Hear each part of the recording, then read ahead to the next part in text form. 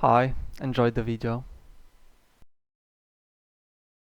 Fairview, Montana, was the kind of town where everyone knew each other's business, and secrets had a hard time staying buried. For Michael and Ellen Carter, their modest home on Oak Avenue looked like just another house in a line of similar ones. But behind their front door, trouble had been brewing for months, a tension that would soon shake the entire neighborhood. Michael Carter, Ellen's husband, was a welder known around Fairview for his steady hands and quiet nature.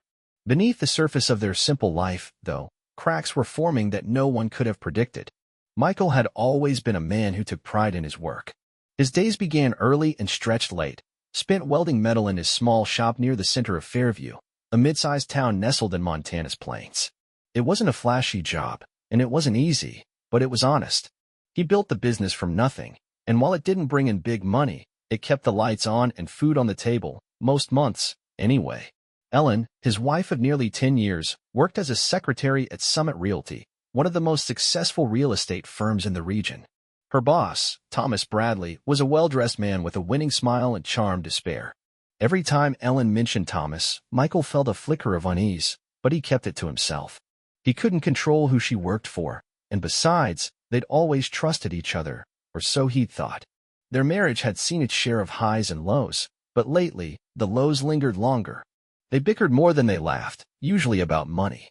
Bills were stacking up, the furnace needed repairs, and Ellen had started hinting at wanting to move into a bigger, nicer home. "Michael, we can't keep living like this," she said one night over dinner, her fork nudging the potatoes on her plate. "Don't you want more for us?" "For me." Michael sighed, setting his glass of water down. "Of course I do, Ellen. But where's the money going to come from?" "I'm doing all I can." "That shop isn't enough," Ellen snapped, her voice sharp. "You could expand, hire help, take on bigger jobs. But you're stuck doing the same old thing every day." Michael bit his tongue, swallowing his frustration. He worked harder than anyone he knew, but no matter how much he gave, it never seemed to satisfy Ellen. In the months that followed, Michael started noticing changes in Ellen. She began dressing differently, more polished, more costly. Gone were the practical tops and flats she used to wear. Now it was sleek jackets, high heels, and just the right touch of makeup. "You're really dressing up these days," Michael commented one evening as Ellen walked in, her heels clicking on the tile. "It's the office," Ellen replied, brushing past him toward the kitchen. "Thomas wants us to project a professional look. Fit the part for the fancy homes we're selling." Michael nodded, but her answer didn't sit right. Ellen wasn't just dressing up, she was staying late at work more often, always with a solid excuse. "It's a client meeting," she'd say, or "we had a last-minute open house." One night, Michael sat on the couch, flipping through channels, when Ellen came in with her phone pressed to her ear. Her face glowed with a smile, and she laughed, really laughed, in a way he hadn't heard in years. "No, you didn't," she said, her voice playful. "You're awful." Michael muted the TV and turned to her. "Who's that?" Ellen's smile wavered for a split second before she turned her back. "Just work stuff," she said quickly, her tone dismissive. "Didn't sound like work," Michael said, his eyes narrowing. "It's nothing," Ellen replied, slipping her phone into her pocket. "Thomas just had a funny story about a client." Michael's stomach churned. Something about the way she dodged his gaze unsettled him, but he didn't push. He told himself he was being paranoid, that he was reading too much into it. But deep down, he couldn't shake the feeling that something was off. Over the next few weeks, Michael started paying closer attention. Ellen was on her phone constantly, always smiling or chuckling at something on the screen. When he asked about it, she brushed him off. "Just work emails," she'd say, or "I'm checking tomorrow's schedule." Michael wanted to believe her, but doubt gnawed at him. It wasn't just the phone or the late nights, it was the way she looked at him, or didn't. She used to greet him at the door with a kiss and ask about his day. Now, she barely acknowledged him when she got home, her mind elsewhere. One evening, as Ellen sat at the kitchen table typing on her laptop, Michael stood in the doorway, watching her. She wore one of her new blouses, the kind she wouldn't have bought a year ago, and her hair was freshly styled. "Big day tomorrow?" Michael asked, keeping his tone casual. Ellen glanced up briefly. "Yeah, we've got a big client meeting in the morning. Thomas wants everything perfect." Michael nodded, forcing a smile. "You're working hard. I'm proud of you." "Thanks," Ellen said, her attention already back on the screen. Michael turned away, his chest tight. He wanted to trust that everything she did was for their marriage, but a little voice in his head wouldn't let him. Later that night, As Michael scrolled through his phone in bed, Ellen's phone buzzed on the nightstand. She reached for it fast, her fingers swiping the screen before he could glance over. "Who's texting you this late?" Michael asked, trying to sound light. "Work stuff," Ellen said, not looking up. Michael's jaw tightened. "Seems like Thomas keeps you pretty busy, even after hours." Ellen's head snapped up. "What's that supposed to mean?" "Nothing," Michael said quickly, raising his hands in mock surrender. "Just an observation." Ellen glared at him for a moment before turning back to her phone. "You're being ridiculous, Michael." As she tapped away, Michael lay back against the pillows, staring at the ceiling. The doubt simmering for weeks was starting to bubble up, and he didn't know how much longer he could keep it down. The breaking point came a week later. Michael was in the garage, wiping grime off his hands, when he heard Ellen's voice from the kitchen. "You're awful," she said, laughing in that carefree way he hadn't heard in ages. "No, stop it. I'm serious." Michael froze, his heart pounding. He stepped quietly toward the kitchen, straining to hear. "No, you didn't," Ellen said, her tone teasing. "That's ridiculous. I can't believe you." Michael walked in, his eyes narrowing as he saw Ellen leaning against the counter, her phone to her ear. "Who's that?" he asked, his voice slicing through the air. Ellen jumped, her face flushing as she turned to him. "It's just work stuff," she said, slipping the phone into her pocket. "Didn't sound like work," Michael said, his hands on his hips. Ellen brushed past him, heading for the living room. "You're overreacting, Michael." "It's nothing." But Michael didn't believe her. And for the first time, he wasn't sure he wanted to know the truth. Michael had been noticing subtle shifts in Ellen for months. At first, it was the little things, the way she started dressing a bit sharper for work, the extra minutes she spent fixing her hair each morning, the occasional offhand mention of Thomas, her boss. None of it seemed like a red flag on its own, but together, it began painting a picture he couldn't ignore.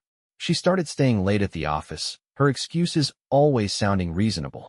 A last-minute listing, paperwork that couldn't wait, or a client who needed to meet after hours. Michael tried not to question it. He told himself it was good she was so committed to her job, especially with their finances stretched thin. But the unease grew stronger every time she walked through the door with a tired smile and little else to say. Then there was her phone. It seemed glued to her hand, buzzing constantly with notifications she'd glance at but never share. When Michael asked about it, she'd wave it off with a quick, "just work stuff," and steer the conversation elsewhere. He wanted to trust her, but the secrecy left him unsettled. One night, while straightening up their bedroom, Michael stumbled across something he couldn't dismiss. He'd opened Ellen's dresser drawer to put away some folded laundry and spotted a small velvet box tucked beneath her clothes. Curiosity got the better of him, and he lifted the lid. Inside was a delicate silver necklace, clearly expensive, with a tiny pendant that caught the light. His heart sank. They hadn't exchanged gifts in ages, and even if they had, this wasn't something he could afford. Ellen hadn't mentioned buying it, and Michael knew it wasn't from him. He stood there, staring at the necklace, his mind racing with possibilities. When he brought it up later that evening, Ellen was instantly on guard. "It's a gift from the office," she said, brushing off his concern. "Thomas hands out stuff like this for hitting sales targets. It's not a big deal." Michael wanted to believe her, but her tone betrayed her. It sounded rehearsed, like she'd anticipated the question and had an answer ready. He didn't push further, not wanting to spark a fight, but the exchange left a knot in his stomach. The days that followed were strained. Michael found himself dissecting every moment with Ellen, every glance at her phone, every excuse for coming home late. He hated feeling like a distrustful husband, but he couldn't shake the sense that something wasn't right. One Friday, he decided he needed answers. Leaving the shop early, Michael drove to Summit Realty and parked across the street. He sat in his truck, watching as employees filtered out of the building at the end of the day. Finally, he saw Ellen step outside. She didn't head to her car, though. Instead, she walked toward a sleek gray SUV parked near the entrance. Thomas was leaning against it, waiting. Michael gripped the steering wheel, his knuckles whitening as he watched Ellen smile and greet her boss. They climbed into the SUV together and drove off. Michael followed at a distance, his pulse racing. They pulled into the parking lot of a upscale bistro on the edge of Fairview. Michael parked a block away and approached on foot, staying out of sight. Through the bistro's wide windows, he spotted them right away. Ellen and Thomas sat at a corner table, leaning close to each other. They were laughing, their body language relaxed and familiar. Thomas reached across the table and rested his hand on Ellen's, and Michael's stomach twisted. He pulled out his phone and snapped a few shaky photos. He wanted to storm inside, to demand an explanation, but he held back. Confronting them there wouldn't solve anything. It'd only make a mess. Over the weekend, Michael couldn't focus on anything else. The photos on his phone were hard evidence, but part of him clung to hope that there was another explanation. Maybe Thomas had pressured her. Maybe she didn't really want this. Michael grasped at those slim possibilities, even as the truth gnawed at him. On Sunday evening, as Ellen sat on the couch scrolling through her phone, Michael couldn't hold it in any longer. He set his phone on the coffee table, the pictures of her and Thomas glowing on the screen. "What's this?" he asked, his voice tight. Ellen froze, her face paling as she stared at the photos. For a moment, she didn't speak, the silence stretching between them like a gulf. Then she exhaled slowly and met his eyes. "Michael," she started, her tone careful, "I didn't want you to find out like this." "That's not an answer," he said, his voice trembling with anger. "Are you seeing him?" Ellen nodded, her expression steady. "Yes. We've been seeing each other for a while." Michael felt like the wind had been knocked out of him. "How long?" he managed to ask. "Months," she admitted. "It started as work dinners, but it grew into something more." Michael stared at her, his mind spinning. "Why, Ellen? After all we've been through, why would you do this?" "It's not about you, Michael," she said, her voice firm. "It's about what I want for my life.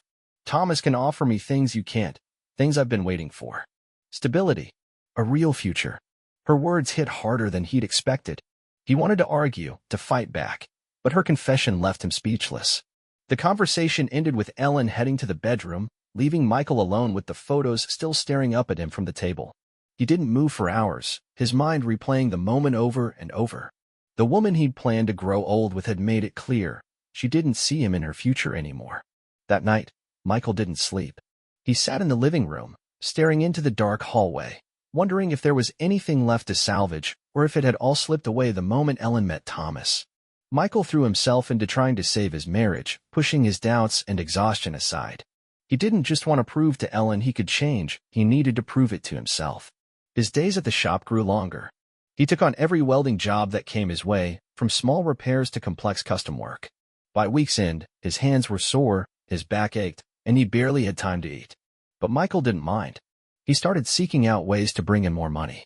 A buddy at the shop suggested doing emergency repairs for local businesses, and Michael jumped at it. He spent weekends driving around Fairview, welding on-site for anyone who needed it. Some nights, he didn't get home until late, but he hoped Ellen would see the effort he was making. At first, there were glimmers of hope. Ellen began commenting on his late hours, saying things like, "You've been busy," or "You seem driven lately." But Michael could tell her words were hollow. It wasn't praise, it was just her noticing, like she was ticking off a box without caring about the result. What hurt more was that Ellen wasn't trying at all. While Michael worked himself ragged to build something better, Ellen coasted. She didn't meet him halfway, didn't show any sign she believed in him. The gap he'd hoped to close with hard work only seemed to widen. At home, Michael tried to spark a connection. One Friday night, after a brutal week, he picked up Ellen's favorite takeout and came home early. He set the table, even lit a candle, hoping it'd feel like the old days when they'd laugh over dinner. When Ellen walked in, her response was tepid. She sat down, scrolling through her phone between bites, barely talking. Michael asked about her day, her work, but her answers were short and vague. "It's fine," she said once, not looking up. Michael clenched his jaw but stayed calm. "I've been thinking about expanding the shop," he said, testing the waters. "Maybe take on a helper, grow the business." "That's great, Michael," Ellen cut in, her tone flat. "I'm sure it'll work out." She stood, grabbing her plate before he could say more. "I'm heading to bed. Thanks for dinner." Michael sat there long after she left, staring at her empty chair. The silence in the house was overwhelming, and for the first time, he felt the full weight of their disconnect. No matter how much he gave, Ellen had already checked out. Michael's suspicions hardened as he watched Ellen's phone habits creep back into focus. She was always on it, typing away with a faint smile that vanished when he entered the room. If he got too close, she'd lock the screen or set it face down fast. It felt like a rerun of the months before she admitted to seeing Thomas, and Michael hated that he knew the signs all too well. One night, he tried to bridge the gap. "Ellen," he said cautiously, "is everything okay? You've been distant lately." She glanced up from her phone, her face blank. "I'm fine," she said flatly. "You don't seem fine," he pressed. "You barely talk to me anymore." "Are you still?" He hesitated, unsure if he wanted the answer. "Still what?" she snapped, her tone sharp. Michael shook his head, backing off. "Never mind." But the question lingered in his mind long after the words faded. Was she still talking to Thomas? Was she still meeting him? Every buzz of her phone tightened the knot in his stomach. He couldn't keep living like this, waiting for the next blow. A few days later, Michael came home earlier than usual, hoping to catch Ellen before she retreated into her usual silence. The house was still when he walked in, but a soft light from the living room told him she was there. As he neared, he heard the familiar tap of her fingers on her phone. She was sprawled on the couch, legs tucked under her, lost in whatever she was typing. She looked content, more at ease than she ever was with him lately. It was a look he hadn't seen in years, and it cut deep knowing it wasn't for him. "What's keeping you so busy?" he asked, his voice breaking the quiet. Ellen jolted, quickly locking her phone and sitting up. "Nothing," she said, too fast. Michael stepped closer, his eyes narrowing. "You've been glued to that thing lately. What's going on, Ellen?" "Michael, don't start," she said, her tone weary. "I'm not starting anything," he replied, his voice rising despite himself. "But I've been wearing myself out trying to fix this, and all I get is you shutting me out. You're acting like you don't even care." Ellen stood, brushing past him with her phone gripped tight. "I don't have time for this," she muttered, heading for the bedroom. Michael didn't follow. He stood in the living room, fist clenched, watching her disappear down the hall. Anger and frustration churned inside him, now mixed with a heavy sense of giving up. He wanted to believe there was still a chance, that his efforts weren't wasted. But deep down, Michael knew Ellen's heart wasn't in it anymore. And no matter how hard he tried, he couldn't force her to stay. Michael slumped onto the couch, drained. The shop had been relentless all day, and his body ached from hours of welding and hauling metal. But his exhaustion went beyond the physical. It was a bone-deep weariness that rest couldn't touch. He rubbed his eyes, trying to block out the swirling thoughts about Ellen, Thomas, and the life he was fighting to hold on to. Ellen had been distant all evening, drifting through the house like a shadow. She'd barely said a word since she got home, offering only a quick, "Hey," before vanishing into the kitchen. Michael didn't know what to make of her silence. Lately, every conversation felt like another piece of their marriage crumbling away. "Michael," Ellen's voice cut through the stillness. He looked up, startled by the weight in her tone. She stood in the doorway, arms crossed tight over her chest. "What's up?" he asked, trying to read her face. "Can we talk?" He nodded, sitting up straighter. Those words rarely meant good news these days, but he braced himself. Ellen walked over to the armchair and sank into it, her movements slow and deliberate. She looked at him, her expression unreadable, then glanced away as if searching for words. "I need to tell you something," she said. "All right," Michael said, leaning forward, elbows on his knees. "I'm pregnant." For a moment, Michael's breath caught. Pregnant? He hadn't seen that coming, but a tiny spark of hope flickered in his mind. Maybe this could be the fresh start they needed, a reason to rebuild what they'd lost. Wow, he said, a cautious smile tugging at his lips. "That's huge, Ellen. We've been struggling, sure, but this could be our shot to make things right." But Ellen didn't share his spark. Her face stayed cold, her lips a thin line. She took a deep breath before speaking again, and Michael felt the air shift. "Michael," she said slowly, "the baby isn't yours." The words hit him like a punch. He froze, his mind scrambling to process what she'd said. For a second, he thought he'd heard wrong. "What do you mean?" he finally choked out, his voice barely audible. "It's Thomas's," she said, blunt and emotionless. Michael stared at her, his chest tightening. The room seemed to shrink as the reality sank in. "Thomas's," he repeated, his voice shaking. Ellen nodded, staring at her hands. "It wasn't supposed to happen like this. I didn't mean for it to go this far, Michael." "You didn't mean for it?" Michael said, his voice rising. "You told me it was over, Ellen. You swore you were done with him. And now you're pregnant with his kid." Ellen's head snapped up, her eyes fierce. "I didn't know you anything, Michael. You act like I did this to hurt you, but look at our life. Look at what we've turned into. I'm tired of scraping by. I'm tired of waiting for you to figure things out." Michael stood, pacing the room, his emotions boiling over. "This isn't just about money, Ellen. You broke us. You didn't even give me a chance." She scoffed, leaning back in the chair. "I've been giving you chances for years, Michael. And where are we? I've been working hard, trying to build something, while you're stuck in the same hole you've been in since we got married." I'm working for us, he shouted. Every day, I've been busting my back to keep this family going. But that's not enough for you, is it? Ellen's eyes narrowed. No, it's not. Thomas is offering me something you never could. Security, a real future. And I'm taking it. Michael stopped pacing and faced her, fists clenched. So that's it. You're walking out. Ellen met his gaze, unflinching. I have to think about what's best for me and the baby. Thomas can give us a life you never will. Michael felt like he was sinking, his thoughts a mess of anger, hurt, and disbelief. He couldn't fathom how easily she was tossing aside their years together, the struggles they'd faced side by side. You don't even care, do you? He said, his voice cracking. You've already decided. You're just waiting to leave. Ellen sighed and stood. Michael, this talk is done. I've said what I needed to. She turned and headed for the bedroom, leaving Michael alone in the middle of the living room. His legs felt heavy, his chest tight with feelings he couldn't name. When her footsteps faded down the hall, Michael sank back onto the couch, burying his face in his hands. The hope he'd clung to was gone, replaced by a crushing sense of failure and loss. He sat there for hours, replaying their marriage in his head. The fights, the broken promises, the sacrifices he thought they'd shared. It all felt pointless now. And for the first time, he wasn't sure if there was anything left worth saving. Michael sat in the dimly lit living room, the only sound the faint hum of the heater kicking on down the hall. A half-empty bottle of beer rested on the coffee table in front of him, its condensation pooling on the wood. He stared at it for a while before taking another sip, the cold doing little to ease the ache in his chest. Next to the bottle was an old photo album he hadn't opened in years. It had been stashed in a closet, buried under boxes of junk and forgotten odds and ends. Now, it lay open, its pages filled with snapshots of a time when life seemed easier, when he and Ellen were happy. He traced his fingers over a picture of them at a lake, her arm around his waist as they grinned for the camera. Her eyes had sparkled back then, full of warmth and life. Michael couldn't connect that woman to the one who'd just told him she was leaving to start over with someone else. Her words echoed in his mind, each one slicing deeper. The baby isn't yours. Thomas is offering me something you never could. I need to think about what's best for me and the baby. The memory of her flat, detached voice twisted like a blade in his gut. Michael clenched his jaw, his hands gripping the edge of the couch.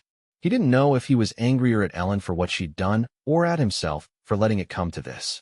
He'd spent years pouring himself into their marriage, working long hours to provide, only to watch it fall apart. He grabbed the beer again, the chill biting his throat as it went down. But no matter how much he drank, the pain wouldn't fade. The walls seemed to press in, the silence ringing in his ears. As he stared at the album, his mind churned with questions he couldn't answer. Had Ellen ever really loved him, or had she been biding her time for something better? Was he as useless as she made him feel, or was she just looking for a way to excuse what she'd done? The sound of the front door opening broke his thoughts. Ellen walked in, keys jingling as she dropped them on the counter. She glanced at Michael, her expression blank, almost indifferent. "We need to talk," she said, her tone curt. Michael didn't reply, his gaze fixed on the photo album. Ellen sighed, stepping into the living room. "I'm settling things with Thomas this week," she said. "We'll be leaving after that. I just thought you should know." Michael looked up at her, his face a mix of despair and anger. "Ellen, don't do this," he said quietly. "It's already done," she replied, crossing her arms. "I've made my choice, Michael. There's no point in dragging it out." "There's always a point," he said, his voice rising a little. "We've been through too much to just throw it away like this. You can't walk out on me now." Ellen's expression turned cold. "You don't get it, do you? I'm not walking out on you, Michael. You pushed me to this.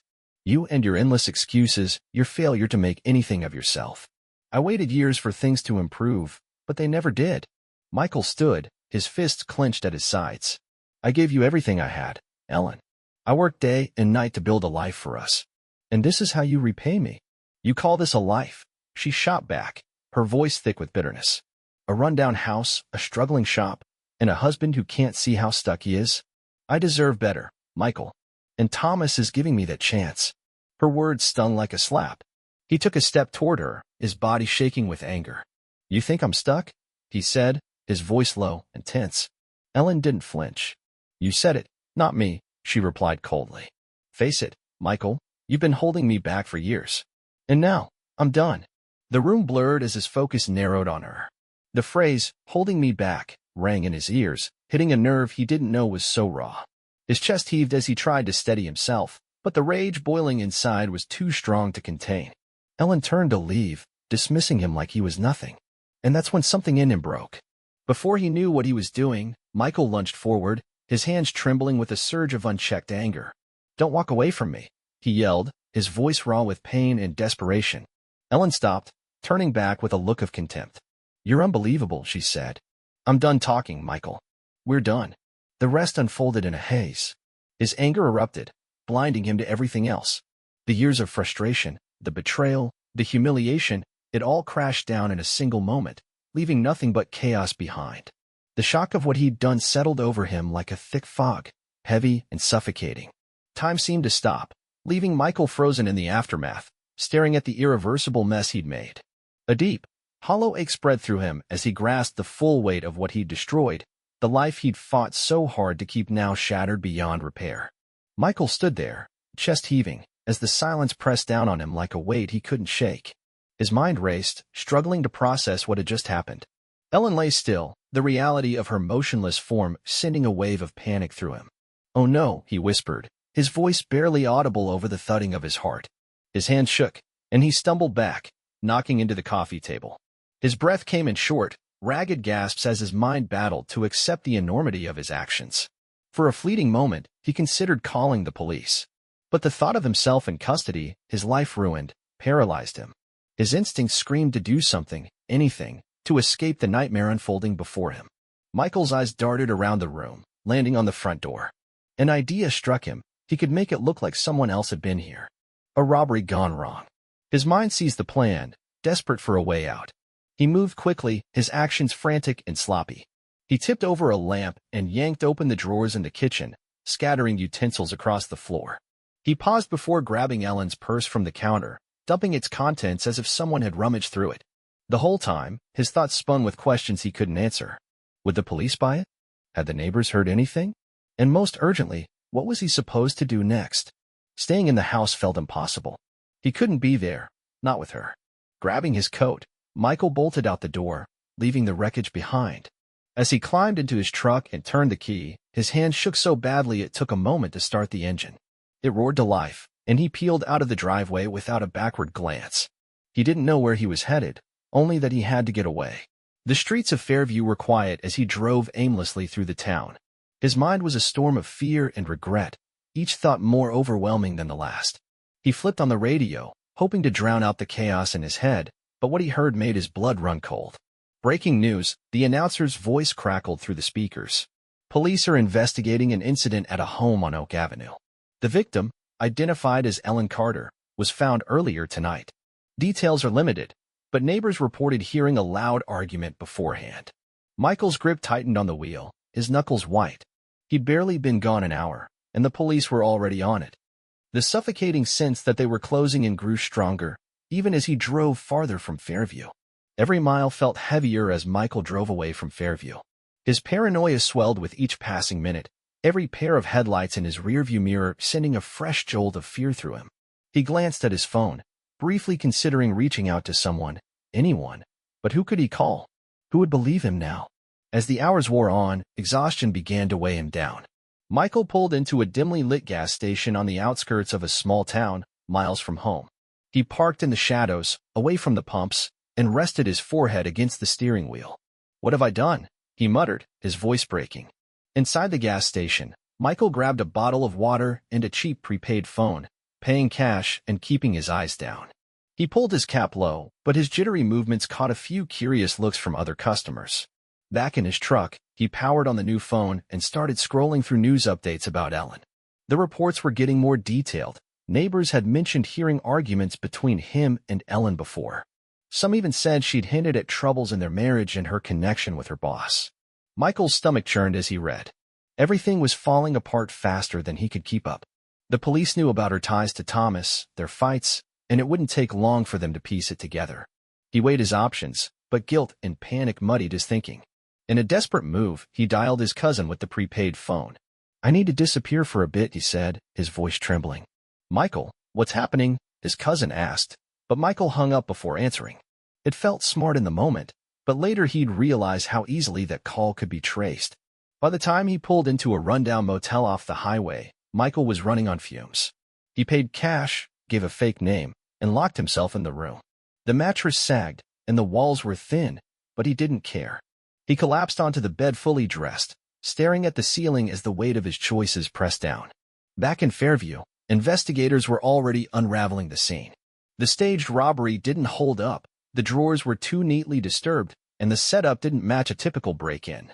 Worse, Michael's truck had been spotted leaving the house shortly before Ellen was found. By morning, his face was plastered across the news, labeled a person of interest. Michael woke to a sharp knock on his motel door. His heart dropped as he peeked through the curtain and saw police cars surrounding the lot. He hadn't covered his tracks well enough. The gas station clerk had remembered him. As the officers cuffed him and let him out, Michael's mind raced with every mistake he'd made. Every decision since that awful moment had only dug him deeper. The trial was a landslide against him, with prosecutors building an airtight case. Neighbors testified about his rocky relationship with Ellen, the fake robbery was picked apart, and forensic evidence sealed his fate. Ellen's involvement with Thomas, paired with their money troubles and frequent arguments, painted a picture of a man pushed past his limit. Michael's attempt to run only cemented the prosecution's story, leaving his defense with little ground to stand on. When the guilty verdict came, Michael sat stone-faced. The judge handed down a sentence of 25 years to life, highlighting the calculated cover-up as a key factor. Ellen's family watched from the gallery, heartbroken but relieved to see justice. The courtroom hummed with murmurs about how a once ordinary marriage had spiraled into ruin. Michael was let off in handcuffs, his future now a prison cell. The burden of his actions hung heavy, leaving him to wrestle with the fallout of a single moment of rage that wrecked not just his life but everyone around him. The case left a mark on Fairview, a stark reminder of how fast betrayal and anger can turn into something irreversible. Months later, locked in his cell, Michael replayed it all, the years with Ellen, the fights, the moment everything broke. He thought about the shop, his quiet life, and how it had all slipped away. The photo album, still sitting on that coffee table, haunted him, a relic of a time he couldn't reclaim. Fairview moved on, but the story lingered. People talked about it over coffee, shaking their heads at how a welder and a secretary could end up here. Thomas, shaken by the loss, stepped back from Summit Realty, his polished charm dimmed by the scandal. Ellen's family grieved, grappling with the betrayal and the tragedy that followed. For Michael, there was no escape from the truth. He built a life with Ellen, fought to hold it together, and in one flash of anger, tore it all down. The cell was cold, the days long, but the real punishment was the silence, hours to sit with the choices he couldn't undo.